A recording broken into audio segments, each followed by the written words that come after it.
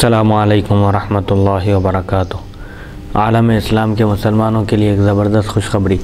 شہر حیدرآباد کی مشہور و معروف دینی اقامتی ہمہ وقتی درسگاہ جامعہ انواریہ کے زیر اہتمام قرآن مجید کی تفسیر کے علاوہ احادیث شریفہ و فقہ کی مشہور و معروف معتبر و مستند صحاح ستہ کو ملا کر جملہ 25 کتابوں کی ویڈیو ریکارڈنگ کا سلسلہ شروع ہو چکا ہے۔ اسی کی ایک سنہری کڑی جامع ترمذی شریف کا درس بھی ہے جو الحمدللہ جاری و ساری ہے۔ بیات شیخ المشائخ حضرت سید محمد عبد القدیر الحسینی المعروف نورانی پاشا رحمۃ اللہ علیہ، بانی و فاؤنڈر جامعہ انواریہ و باب العلم انواریہ ایجوکیشنل سوسائٹی حیدرآباد۔ سب سے پہلے عربی عبارت پڑھی جائے گی، ترجمہ کیا جائے گا اور احادیث شریفہ کی مختصر سی تشریح بیان کی جائے گی تاکہ احادیث شریفہ کا منشا اور مقصد ہماری سمجھ میں آئے اور ہم احکام شریعت پر آسانی کے ساتھ عمل پیرا ہو سکیں۔ اللہ تعالیٰ سے دعا ہے کہ وہ ہم کو سننے اور سنانے سے زیادہ احکام شریعت پر عمل کرنے کی توفیق عطا فرمائے، آمین۔ آج کا چیپٹر عنوان ہے ابواب القراءات، قراءت کا بیان، کہ حضور اکرم صلی اللہ علیہ وسلم کی قراءت کیسے ہوتی تھی، آپ کس طرح قرآن کی تلاوت فرمایا کرتے تھے نماز میں اور غیر نماز میں۔ آج کی نشست کا آغاز ہو رہا حدیث نمبر 3047 سے۔ بسم اللہ الرحمن الرحیم۔ ابواب القراءات عن رسول اللہ صلی اللہ علیہ وسلم۔ بسم اللہ الرحمن الرحیم۔ حدثنا علی بن حجر حدثنا یحیی بن سعید الاموی عن ابن جریج عن ابن ابی ملیکۃ عن ام سلمۃ قالت کان رسول اللہ صلی اللہ علیہ وسلم یقطع قراءته یقرأ الحمد للہ رب العالمین ثم یقف الرحمن الرحیم ثم یقف وکان یقرأها ملک یوم الدین۔ هذا حدیث غریب وبه یقرأ ابو عبید ویختارہ۔ هكذا روى یحیی بن سعید الاموی وغیرہ عن ابن جریج عن ابن ابی ملیکۃ عن ام سلمۃ وليس اسناده بمتصل لأن الليث بن سعد روى هذا الحديث عن ابن مليكة عن يعلى بن مملك عن ام سلمة انها وصفت قراءة النبي صلى الله عليه وسلم حرفا حرفا وحديث الليث الصح وليس في حديث الليث وكان يقرأ ملك يوم الدين۔ حضرت ام سلمہ رضی اللہ عنہا سے روایت ہے، نبی کریم صلی اللہ علیہ وسلم کی قراءت ٹکڑے ٹکڑے ہوتی تھی، یعنی رسول اکرم صلی اللہ علیہ وسلم ٹھہر ٹھہر کر قرآن پڑھا کرتے تھے۔ الحمدللہ رب العالمین پر وقف فرماتے، پھر الرحمن الرحیم پر ٹھہرتے اور آپ مالک یوم الدین پڑھتے تھے۔ مطلب یہ ہے کہ حضور اکرم صلی اللہ علیہ وسلم قرآن مجید کو ترتیل کے ساتھ ٹھہر ٹھہر کر پڑھا کرتے تھے، ایک ایک لفظ واضح طور پر سمجھ میں آتا تھا اور پھر ایک ایک آیت پر آپ وقف کیا کرتے تھے۔ سورہ فاتحہ کی تلاوت ہوتی نماز میں تو الحمدللہ رب العالمین پر وقف کرتے، پھر الرحمن الرحیم پڑھتے، پھر ٹھہر جاتے، پھر اس کے بعد مالک یوم الدین پڑھتے تھے۔ مالک یوم الدین میں دو قراءتیں ہیں، مالک یوم الدین اور مالک یوم الدین۔ تو اب جو مشہور قراءت ہے سیدنا امام حفص کی،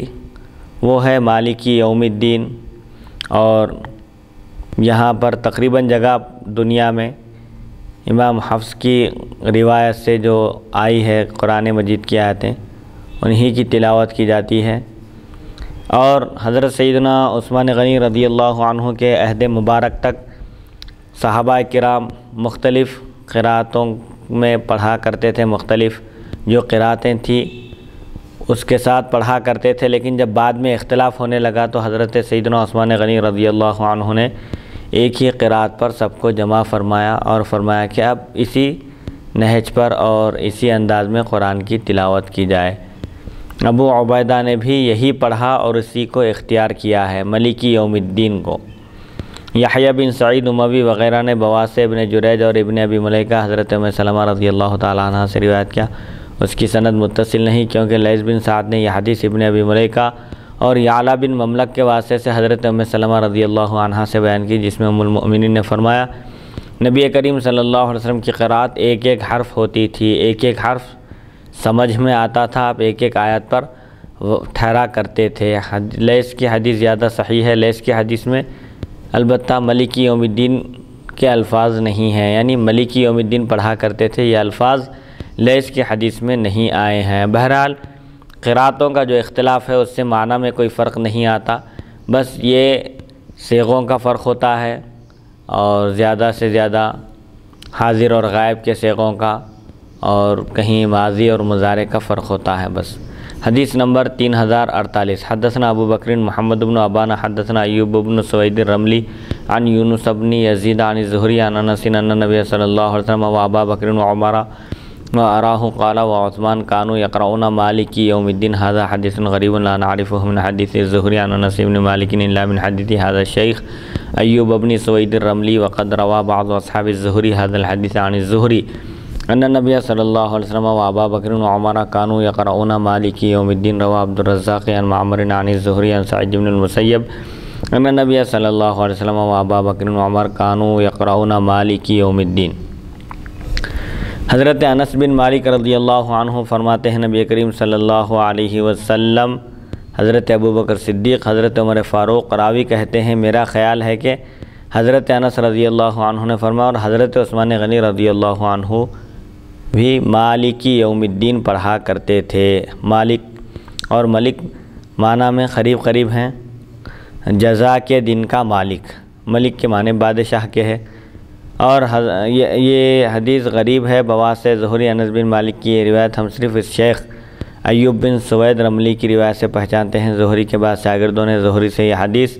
روایت کی کہ نبی کریم صلی اللہ علیہ وسلم حضرت ابوبکر اور حضرت عمر رضی اللہ عنہما مالکی یوم الدین پڑھا کرتے تھے۔ عبد الرزاق نے بواسطہ معمر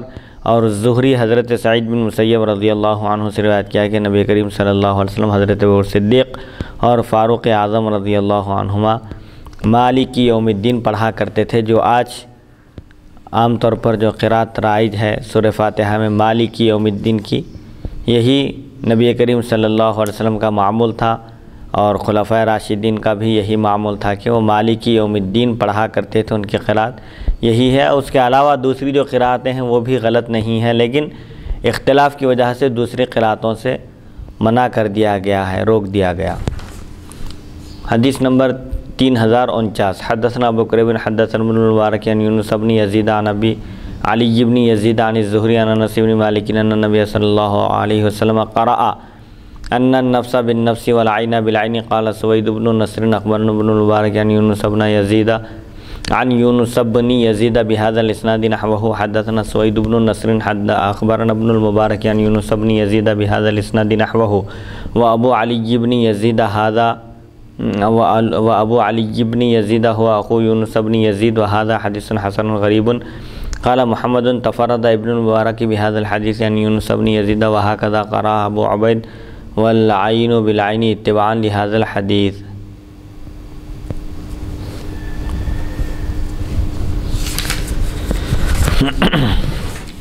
حضرت انس بن مالک رضی اللہ عنہ سے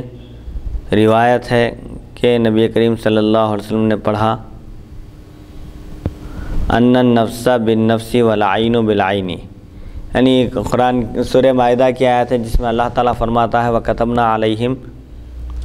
اور ہم نے ان پر فرض قرار دیا کہ ان النفس بالنفس، نفس کے بدلے نفس، جان کے بدلے جان، اگر کوئی کسی کو ناحق قتل کر دے تو اس کی سزا کیا ہے؟ قاتل کو مقتول کے بدلے قتل کر دیا جائے۔ نفس کے بدلے نفس کا مطلب یہ ہے کہ جان کے بدلے جان، اگر کوئی کسی کو ناحق قتل کر دے تو قاتل سے قصاص لیا جائے گا، قاتل کو بھی مقتول کے بدلے میں قتل کر دیا جائے گا۔ البتہ اگر مقتول کے ورثہ دیت لینے پر راضی ہوں، خون بہا لینے پر، پیسے لے کر اس کو معاف کرنے پر راضی ہوں تو یہ ایک الگ صورت ہے، اس کی بھی شریعت میں اجازت ہے۔ اور آنکھ کے بدلے آنکھ، اگر کوئی کسی کی آنکھ پھوڑ دے تو بدلے میں آنکھ پھوڑنے والے کی آنکھ بھی پھوڑ دی جائے گی۔ تو اس جو نبی کریم صلی اللہ علیہ وسلم کی قرات ہے ان النفس بالنفس والعین بالعین، اور آنکھ کو آنکھ کے بدلے میں، تو بہرحال یہ مختلف قراتیں ہیں جس سے معنی میں کوئی فرق نہیں پڑتا۔ سوید بن نصر کہتے ہیں عبداللہ بن مبارک نے ہمیں یونس بن یزید سے اسی سند کے ساتھ اس کے ہم معنی حدیث بتائی۔ ابو علی بن یزید یونس بن یزید کے بھائی ہیں، یہ حدیث حسن غریب ہے۔ امام بخاری فرماتے ہیں اس حدیث کو یونس بن یزید سے روایت کرنے میں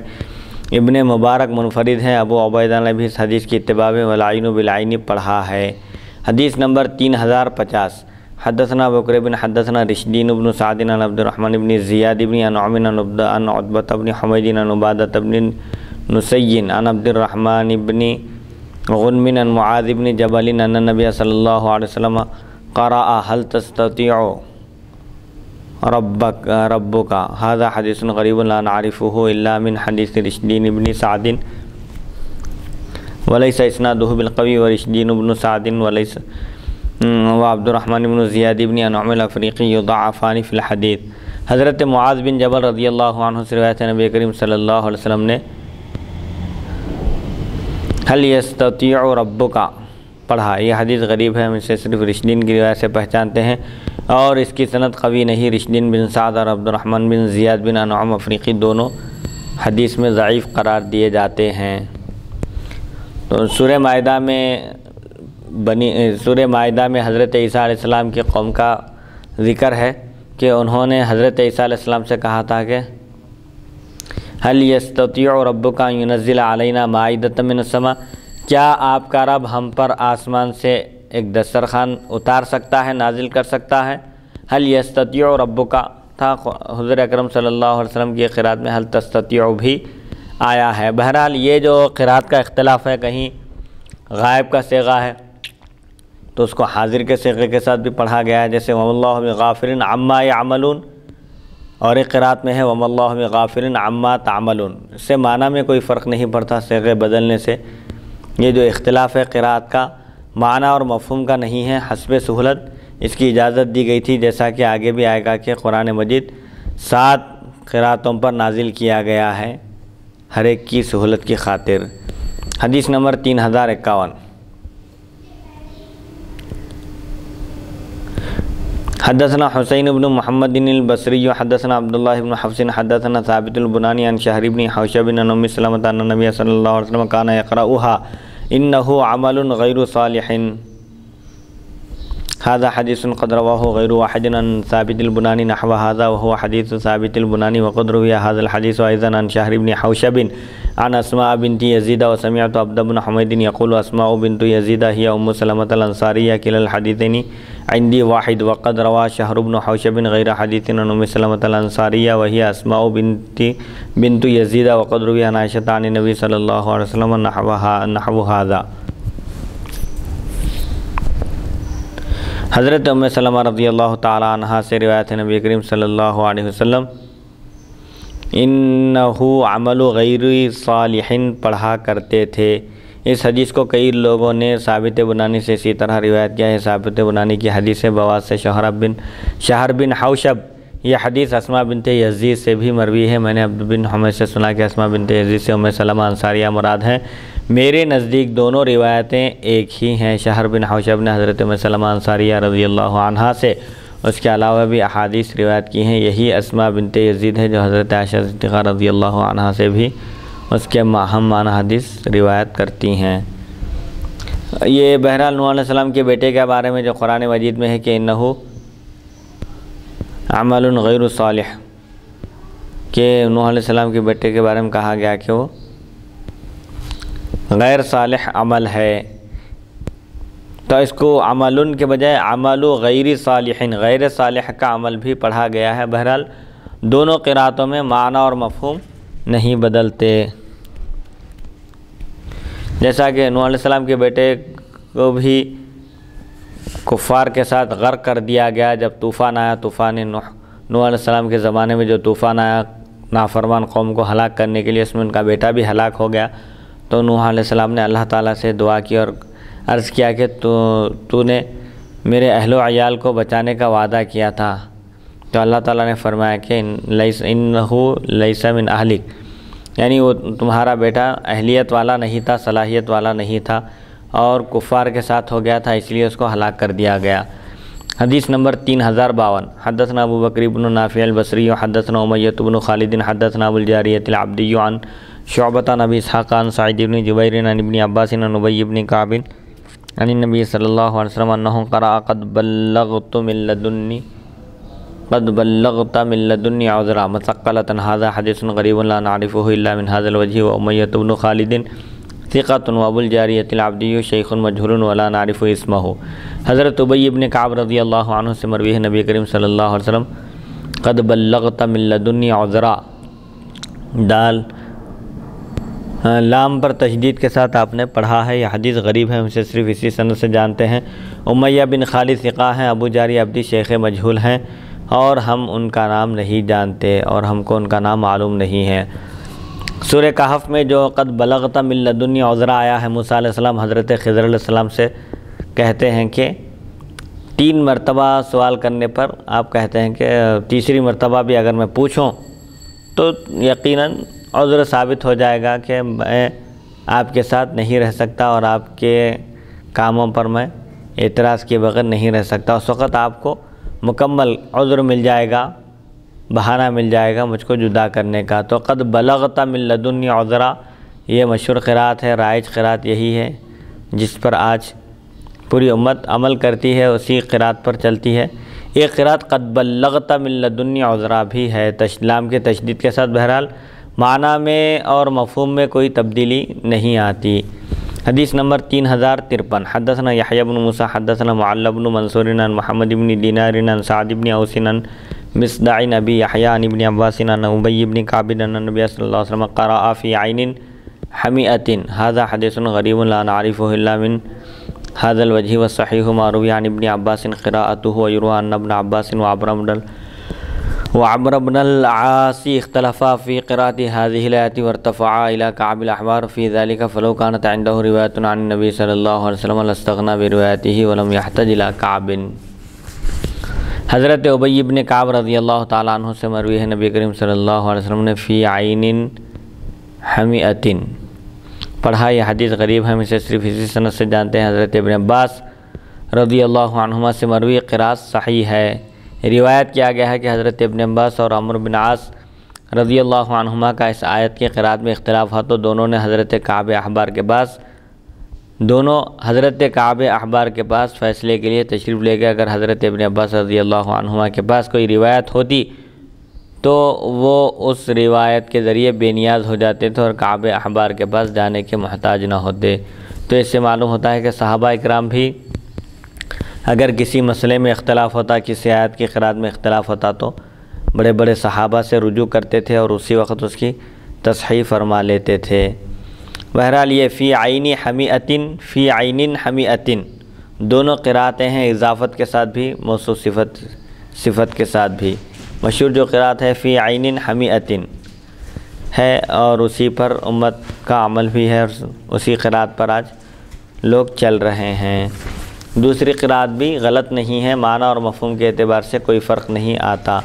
حدیث نمبر 3054، حدثنا نصر بن علی الجہضمی حدثنا المعتمر بن سلیمان عن ابی عن سلیمان الأعمش عن عطیۃ عن ابی سعید قال لما كان یوم بدر ظہرت الروم على فارس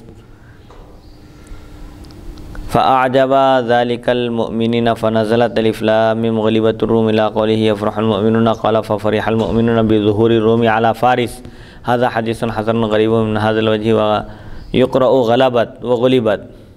يقول كانت غلبت ثم غلبت، هكذا قرأ نصر بن علی غلبت۔ حضرت ابو سعید خدری رضی اللہ عنہ سے روایت ہے، جنگ بدر کے دن رومیوں کو ایرانیوں پر فتح حاصل ہوئی اور مسلمانوں کو اس سے خوشی ہوئی تو یہ آیت نازل ہوئی الف لام میم غلبت الروم سے یفرح المؤمنون تک۔ تو حضرت ابو سعید خدری رضی اللہ عنہ فرماتے ہیں روم کی کامیابی پر مسلمانوں کو خوشی ہوئی۔ یہ حدیث حسن ہے، اس سند سے غریب ہے۔ غلبت غلبت دونوں طرح پڑھا گیا، الف لام میم غلبت الروم غلبت الروم دونوں طرح پڑھا گیا ہے۔ کہتے ہیں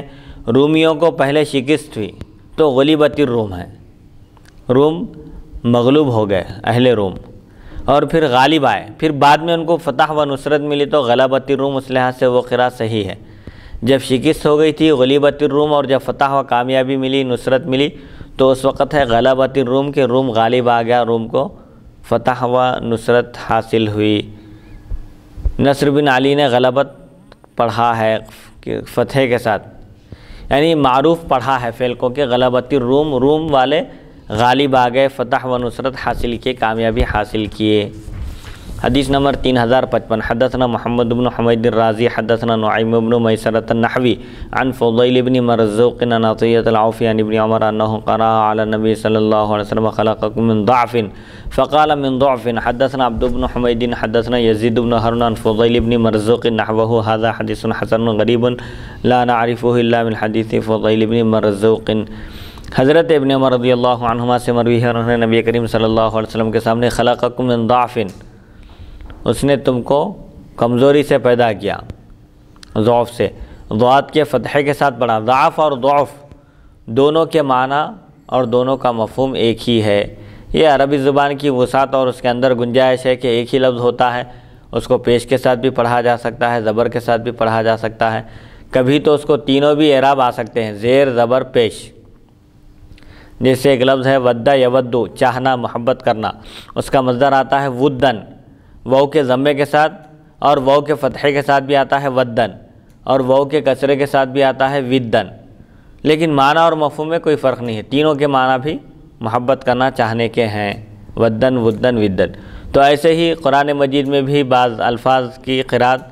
مختلف ہے لیکن معنی اور مفہوم ایک ہی ہے۔ من ضعفن پڑھیں یا من ضعفن پڑھیں، اس سے کوئی فرق نہیں پڑتا معنی میں۔ تو ایک صحابی حضور اکرم صلی اللہ علیہ وسلم کے سامنے خلقکم من ضعفن پڑھے تو آپ صلی اللہ علیہ وسلم نے فرمایا من ضعفن، ضاد کا ضمہ ہے، یعنی دونوں قراتوں کی بھی گنجائش ہے، لیکن مشہور جو قرات ہے پڑھنے کی وہ ہے من ضعفن۔ اللہ تعالیٰ نے انسان کو ضعف سے پیدا کیا، کمزوری سے۔ ہم سے عبد بن حمید نے بواسطہ یزید بن ہارون فضیل بن مرزوق سے یوں ہی بیان کیا ہے، یہ حدیث حسن غریب ہے، ہم اسے صرف فضیل بن مرزوق کی روایت سے پہچانتے ہیں۔ حدیث نمبر 3056 حدثنا محمد بن غیلان حدثنا ابو احمد الزبیری حدثنا سفیان عن ابی اسحاق عن الاسود بن یزید عن عبداللہ بن مسعود ان رسول اللہ صلی اللہ علیہ وسلم کان یقرأ فہل من مدکر، ھذا حدیث حسن صحیح۔ حضرت عبداللہ بن مسعود رضی اللہ عنہ سے روایت نبی کریم صلی اللہ علیہ وسلم سورہ قمر میں جو فہل میں مدکر ہے کوئی نصیحت حاصل کرنے والا، تو مدکر دال کے فتحے کے ساتھ پڑھا کرتے تھے۔ یہ حدیث حسن صحیح ہے۔ مختلف جو قرات ہیں وہ بتائی جا رہی ہے کہ کون سی آیت کس طرح پڑھا کرتے تھے۔ مدکر ایک قرات میں غالباً دال کے ساتھ ہے، مذکر ہے کوئی نصیحت حاصل کرنے والا، لیکن حضور اکرم صلی اللہ علیہ وسلم کی جو قرات ہے وہ دال کے ساتھ ہے، مدکر،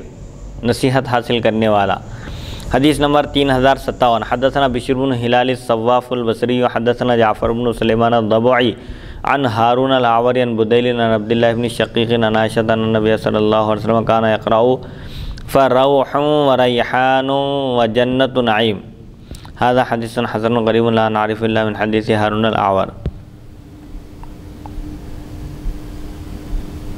حضرت عائشہ صدیقہ رضی اللہ عنہ سے روایت نبی کریم صلی اللہ علیہ وسلم فروح و ریحان و جنت نعیم را کے ضمے کے ساتھ پڑھا کرتے تھے، روح کے بجائے روح پڑھا کرتے تھے، پیش کے ساتھ بھی اور زبر کے ساتھ بھی، دونوں بھی قراتیں ہیں۔ جس کو حضور صلی اللہ علیہ وسلم جس طرح پڑھے ہیں، جس طرح تلاوت کیے ہیں، اسی طرح کرنے کی اجازت ہے۔ جی اب حضور زبر اور پیش لگائے تو ہم کو بھی زبر اور پیش لگا کر ہی پڑھ سکتے ہیں، نہ کہ زیر لگایا جا سکتا ہے۔ جی مطلب اس سے اس بات کی گنجائش نہیں نکلتی، اس سے یہ بات ثابت نہیں ہوتی کہ زبر اور پیش کی بجائے زیر سے بھی پڑھا جا سکتا ہے، فتحات کے ساتھ بھی پڑھا جا سکتا ہے۔ جی تو یہ غلط ہو جائے گا۔ مطلب حضور صلی اللہ علیہ وسلم جس طرح تلاوت کیے ہیں، جہاں پر زبر پیش وہی حروف کو دو طریقے سے پڑھے ہیں، تو ہم بھی دو طریقے سے پڑھ سکتے ہیں، جیسا حضور پڑھے ویسا ہی پڑھنا ہے۔ تو فروح سورہ واقعہ میں ہے مقربین کے بارے میں کہ فاما ان کان من المقربین، 3 گروپ بتایا گیا شروع میں، اس کے بعد ان کا خلاصہ وہ کیا جا رہا ہے کہ ان کا انجام کیا ہونے والا ہے۔ فاما ان کان من المقربین، وہ انتقال کرنے والا شخص اگر مقربین بارگاہ الہی میں سے ہے تو اس کے لیے فروح راحت ہے اور ریحان ہے اور جنت نعیم ہے، یعنی نعمتوں والی جنت ہے۔ تو روح بھی پڑھے، معنی میں کوئی فرق نہیں پڑتا، روح پڑھیں یا روح پڑھیں، قراتیں بتائی جا رہی ہے کہ فروح دونوں طریقے سے پڑھا گیا ہے۔ حضور اکرم صلی اللہ علیہ وسلم را کے ضمے کے ساتھ پڑھا کرتے تھے۔ دونوں طریقوں میں گنجائش رکھی گئی ہے، دونوں طریقوں کی، آگے ایک حدیث آ رہی ہے، دو صحابہ میں اختلاف ہوا، دونوں حضور کی خدمت میں پہنچے تو حضور اکرم صلی اللہ علیہ وسلم دونوں کی بھی قرات سننے کے بعد فرمایا کہ تم دونوں بھی ٹھیک پڑھ رہے ہو، فرمایا حضور، یعنی ایسے الفاظ جس کا معنی و مفہوم ایک نکلتا ہو تو اس کو جو ہے اب اس میں بھی کیا ہے، جو پہلے پڑھے تھے بزرگان دین وہی ہے، اب کوئی اپنے نئے انداز سے کوئی اس میں کوئی تبدیلیاں نہیں کر سکتا۔ صحابہ کے دور میں حضور اکرم صلی اللہ علیہ وسلم کے عہد مبارک میں صحابہ جو جس طرح پڑھا کرتے تھے، صحابہ میں جو اختلاف تھا قرات کا، مختلف قبائل میں مختلف وہ صورتیں تھیں، سمجھے۔ ایک قبیلے کے پاس کیا تھا، قبیلے بنی تمیم غالباً ہے کہ قاعدہ ہے عربی زبان کا ایک، ما ھذا بشرن، تو ما لا نفی وہ ہے، ما ولا مشابہ بلیسا، ھذا اس کا اسم ہے، بشرن اس کی خبر ہے، تو اس کی خبر قبیلے بنی تمیم کے پاس کیا ہو منسوب ہوتی ہے، حالت نسبی میں ہوتی ہے، زبر آتا اس کو، لیکن ایک قبیلہ ایسا ہے جس کے پاس ما ھذا بشرن نہیں، ما ھذا بشرن ہے، تو وہ بھی غلط نہیں ہے، ان کے پاس کیا ہے، اس کا اعراب بھی بشرن دو پیش آنا ہے، تو اس سے کوئی معنی میں تبدیلی نہیں آتی۔ لیکن چونکہ یہ اختلاف ایسا ہو رہا تھا آگے چل کر کے جس کی وجہ سے لڑائی جھگڑے کی بھی نوبت آ رہی تھی، تو حضرت سیدنا عثمان غنی رضی اللہ عنہ نے سب کو ایک قرات پر جمع کر دیا کہ بھئی اب یہ قرات پر سب پوری امت چلنا چاہیے تاکہ اختلافات سے بچ جائیں، کوئی کچھ پڑھ رہے ہیں، کوئی کچھ پڑھ رہے ہیں، کوئی کچھ پڑھ رہے ہیں اور دوسرے اس کو نہیں مان رہے ہیں، یہ سب اختلافات کی وجہ سے امت انتشار کا شکار ہو جائے گی، یہ کہہ کر آپ نے سب کو ایک قرات پر جمع کیا، اسی وجہ سے آپ کو جامع القرآن کہا جاتا ہے، ورنہ اصل جامع القرآن حضرت سیدنا ابوبکر صدیق رضی اللہ عنہ ہیں، جنہوں نے قرآن جو بکھرا ہوا تھا اس کو یکجا کر کے کتاب کی شکل دی۔ پھر بعد میں حضرت عثمان غنی رضی اللہ عنہ کے زمانے میں قراتوں کا اختلاف ہوا تو آپ نے ایک ہی قرات کو پوری امت کو ایک ہی قرات پر جمع کر دیا، تو اب تک سلسلہ چلا آ رہا ہے، اب تک وہی سلسلہ چلا آ رہا ہے۔ لیکن پھر 17 جو قرات ہیں، جی، جیسا کہ حضرت عثمان غنی رضی اللہ عنہ نے امت کو پوری ایک قرات پر جمع کر دیا ہے، جی، تو کیا یہ ضروری ہے کہ پوری امت قیامت تک اسی پر قائم رہے، یہ یا پھر انہیں جو جیسا حضور سے ثابت ہے الگ الگ طریقے سے قرات کے ذریعے قرآن کی تلاوت کرنا، تو کیا ویسا اسی لیے فقہا اس لیے بتائے نا، یہ نماز میں جو قرات ہے بس وہی قرات رہے گی، اب وہ قرات 17 ہے، مختلف قراتیں ہیں، وہ جلسوں میں اس میں پڑھنے کی اجازت ہے، اس میں بھی اعلان کر دینا چاہیے کہ 17 کے قاری ہیں، مختلف قراتوں سے مختلف ائمہ کے قراتوں سے قرات کریں گے، یہ اس کی بھی گنجائش ہے، اجازت ہے بھائی، لیکن نماز میں نہیں پڑھ سکتے ایسا، مختلف قراتیں پڑھ رہے ہیں نماز میں، لیکن نماز میں جو پڑھنا ہے، ہاں نماز میں پڑھنے سے اس لیے روکا گیا ہے کہ یہ فتنے کا ذریعہ نہ بن جائے، ہاں، امت میں انتشار نہ پیدا ہو جائے، جی، امت کا جو اتحاد ہے وہ اتحاد پارا نہ ہو جائے، جی، اس چیز کو مد نظر رکھتے ہوئے ایک ہی قرات پر جمع کیا گیا ہے، جی، لیکن حضور اکرم صلی اللہ علیہ وسلم تو منع نہیں کیے نا مفتی صاحب، تو جس چیز کو رسول اللہ صلی اللہ علیہ وسلم منع نہیں کیے تو کیا آگے چل کر ہم امت میں اگر اختلاف پیدا نہیں ہو رہا ہے، مطلب ہم کسی کو شکایت کا موقع نہیں دے رہے ہیں، پہلے سے ہی ہم جو ہے بول کر اگر تلاوت کر رہے ہیں، تو کیا اس صورت میں الگ الگ طریقوں سے قرات نماز میں پڑھنے کی اجازت ملے گی؟ نہیں، اب اگر ایسا بولے حضور عورتوں کو بھی منع نہیں کیے تھے حضور مسجد میں آنے سے، پھر کیوں منع کر رہے ہیں بھائی؟ پورے مسجدوں میں آنے دینا چاہیے عورتوں کو بھی، حضرت عمر کے دور میں منع کیا گیا، عورتوں کو روک دیا گیا، تو کیا حضور جس سے منع نہیں کیے بعد والے نہیں منع کر سکتے کیا؟ ایسا کہیں فرمائے نہ حضور، کہیں بھی نہ قرآن میں ہے نہ حدیث میں ہے۔ تو حالات اور زمانے کے لحاظ سے بھائی اس وقت جو مناسب محسوس کرے، ما رآہ المسلمون حسنا فہو عند اللہ حسن، حضرت عبداللہ بن مسعود رضی اللہ عنہ کا بھی قول ہے کہ سب مسلمان جس چیز کو اچھا سمجھیں، سب مسلمانوں سے مراد عام قسم کے مسلمان مراد نہیں ہے، جو دینی بصیرت رکھتے ہیں ایسے لوگ مراد ہیں، ویسے لوگ جس چیز کو اچھا سمجھیں وہ اچھا ہے اور جس چیز کو برا سمجھیں وہ برا ہے۔ تو اب صحابہ کرام کا اجماع ہوا، اتفاق ہوا، اگر کسی کو اختلاف ہوتا تو صحابہ ذکر کر دیتے تھے کہ بھئی حضور جب کسی ایک قرات پر سب کو پابند نہیں کیے کسی ایک قرات کا، تو آپ کیوں کر رہے ہیں؟ حالانکہ بڑے بڑے اکابر صحابہ موجود تھے اس وقت، خود حضرت سیدنا علی رضی اللہ عنہ بھی موجود تھے، لیکن صحابہ کی خاموشی بھی خود ایک اجماع ہے، یہ اختلاف ہوتا تو ذکر آتا تھا اس کا، اور صحابہ بھی اختلاف کرتے تھے وہیں منع کر دیتے تھے۔ یہ ضروری نہیں ہے بھئی حضور نہیں منع کرے تو اس کے بعد کسی کو اختیاری نہیں ہے کیا؟ تراویح ہے، حضور کے زمانے میں ایسا کہاں ہوتی تھی جس طرح آج ہو رہی ہے، ایک امام کے پیچھے 20 رکعت تراویح پڑھی جا رہی ہے۔ حضور کے زمانے میں 20 رکعت ہوتی تھی، لیکن ایسا اجتماعیت کے ساتھ اور لزوم کے ساتھ نہیں تھی تراویح۔ لیکن حضرت عمر رضی اللہ عنہ نے دیکھا کہ لوگ الگ الگ جماعتیں بنا کر نماز پڑھ رہے ہیں، کوئی تنہا پڑھ رہے ہیں، کوئی جماعت بنا کر پڑھ رہے ہیں، تو سب کو ایک امام کے پیچھے جمع کر دیا۔ یہ بھی آپ کا کام ہے، قرآن میں کہاں ہے، حدیث میں کہاں ہے ایسا پڑھنا ہے بلکہ؟ تو مطلب اب یہ جو صحابہ کے یہ جو واقعات ہے، حضرت عثمان غنی رضی اللہ عنہ کا یہ جو عمل ہے، تمام صحابہ کی اس پر جو خاموشی ہے، یہ حضرت عمر فاروق رضی اللہ عنہ کی ابھی وہ قول مبارک آپ جو سنائیں، امت کا جس پر اجماع ہو جائے اس پر عمل کرو، اس کو اختیار کرو، تو اسی طریقے سے بعض ایسی چیزیں جس کو حضور صلی اللہ علیہ وسلم نے منع